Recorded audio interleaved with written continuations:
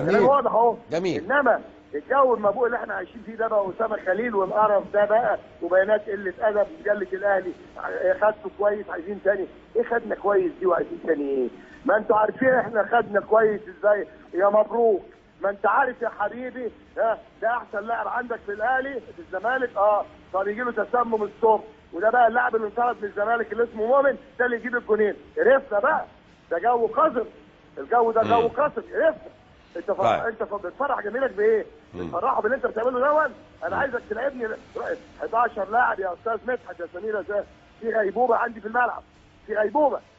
لاعب احسن لاعب اول ما ايه عايزين نفتكر بقى الماتش اللي فات برضه فتحي مبروك الاهلي. احمد توفيق يجيب جول في نفسه. محمود يعني حضرتك تقصد ان هم كانوا في غيبوبه بسبب ايه؟ بسبب ايه يا مرتضى بيه؟ اتكرعنا قرف وقذاره. ال 11 بتوع الزمالك حكى عن ال 11 كانوا في غيبوبه ليه؟ قالوا لنا السحر واحد يطلع مراته قبل الماتش.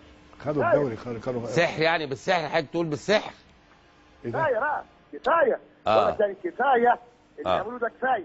احنا عرفنا. بقول لك فاضل انا اروح الماتش يا احمد جلال مطلعين نسوانا فاضل كده كفايه. جايات كتير جايات كتير.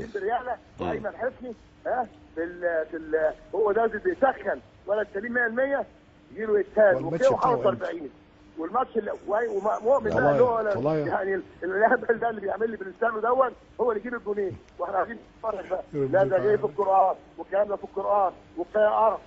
زي ما انت عندك ما في ناس زي كده برضه الشيوخ محترمين بيفهموا في الكلام ده. كفايه عرفت. طيب وبعدين الماتش مبروك برضه لاعب الزمالك احمد توفيق جول في نفسه ومحمود سبحان الله بيشوف في السماء. يا سلام ايه الكوره دي يا استاذ سمير بتاع الرئيس حسن. ايه القرف ده؟ لا انا مش جمهور الاهلي يصحى. انا بقول للعفاريت وجن افرحوا برافو عليك يا جن يا عفاريت. بالك وده في القران والقران بيقول لك اللي يفرق بين الزوج وزوجته. انا مش سامع كلمه والله. هو مرتضى بيه بيتكلم ان في سحر وفي حاجات كده يعني. ايه بتبذل مجهود بس ما اعرفش الافندي بيعمل ايه. سياده المستشار مرتضى. طب عايزين نسمع الكابتن سمير يا مرتضى بيه بعد اذنك. اتفضل يا كابتن سمير. عايزين 45 دي يعني 6 الا تلت.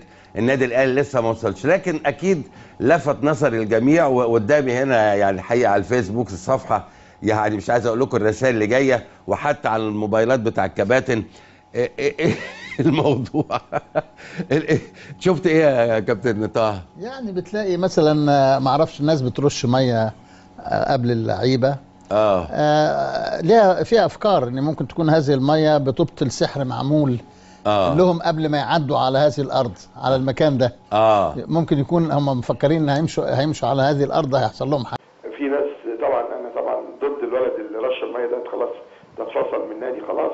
لان احنا مش هنهرج واحد ماسك ميه ما رش نهزر ترش ميه ايه وبتاع ايه؟ انزل العب خليك راجل.